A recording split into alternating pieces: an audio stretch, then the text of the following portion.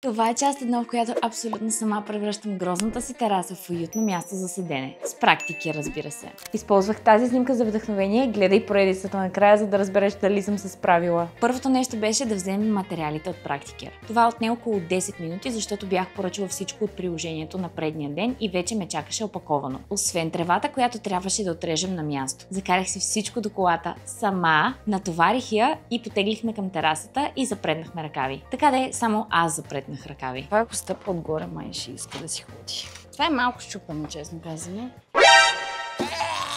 Пипна го! Та-да-да-да! Как се прави това? Чакай, хода ще ми изпадне. Пасна перфектно. Ще го срежа ето до тук. Аз ли не съм майстор? Ето за това се ходя на фитнес, мили дами. Падна мазилката! Не забрави да последваш практикер за час-две, където ще насади растенията.